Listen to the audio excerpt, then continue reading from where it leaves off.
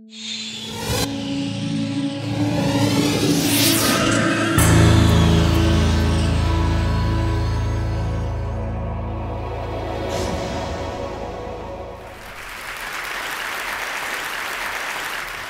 ladies and gentlemen, at TED we talk a lot about leadership and how to make a movement. So let's watch a movement happen, start to finish, in under 3 minutes and dissect some lessons from it. First, of course you know, a leader needs the guts to stand out and be ridiculed. But what he's doing is so easy to follow. So here's his first follower with a crucial role. He's going to show everyone else how to follow. Now notice that the leader embraces him as an equal. So now it's not about the leader anymore, it's about them, plural. Now there he is calling to his friends.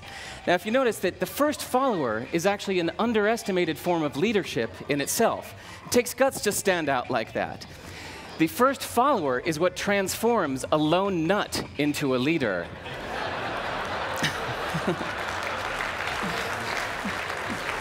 And here comes a second follower. Now it's not a lone nut, it's not two nuts, 3 is a crowd, and the crowd is news. So a movement must be public. It's important to show not just the leader, but the followers, because you find that new followers emulate the followers, not the leader. Now here come 2 more people, and immediately after, 3 more people. Now we've got momentum. This is the tipping point. Now we've got a movement. So notice that as more people join in, it's less risky. So those that were sitting on the fence before now have no reason not to. They won't stand out. They won't be ridiculed, but they will be part of the in crowd if they hurry. So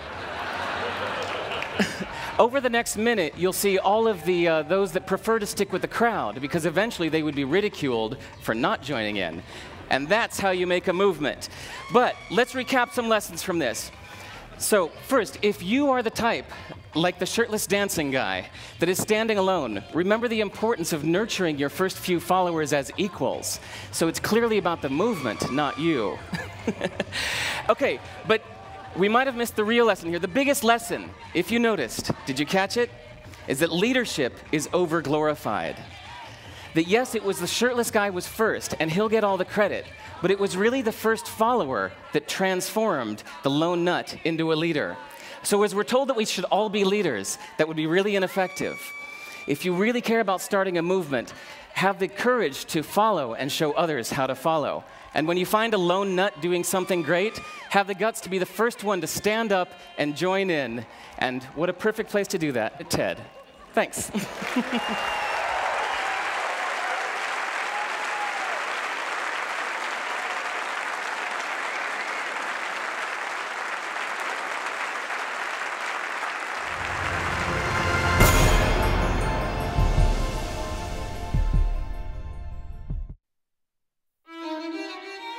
In 25 years, global energy consumption will increase by 50%.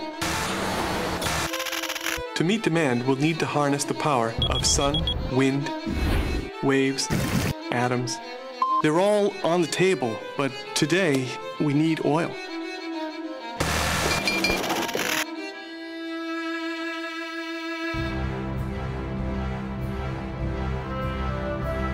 I'm Mike Davis. I'm the drilling manager with Repsol, Gulf of Mexico. We're out here in 4,000 feet of water in Green Canyon 304 drilling the Angostura prospect, about a 29,000-foot subsalt well. Big technical challenge. That's why we got a big rig like the Cajun Express on it. One of the challenges that the oil industry has is finding new oil, because all of the easy oil has been used up.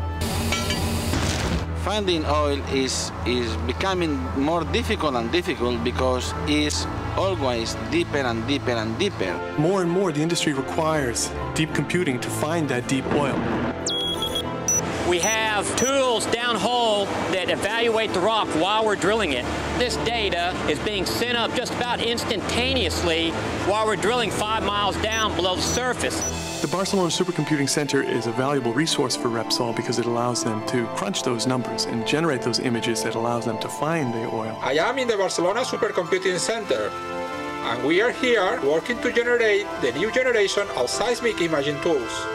Because the quality of the data on a prospect that we're drilling today, we're able to reveal deposits that we had never been able to see before. To find this oil, we need to use machines of this size with more than 10,000 processors to process the data to generate the images of the Gulf of Mexico. What we've done with Repsol is to develop a system that is now the fastest seismic imaging system in the world. Is there any oil in this picture? In this picture, there is oil right down here. Through using supercomputers, we'll be able to reduce the time to finding new oil, reduce the cost of finding that oil, and make existing and new reservoirs more efficient in producing oil. These are reserves that we may not have recovered in the past. We have to move to more sustainable fuels in the future. It takes time.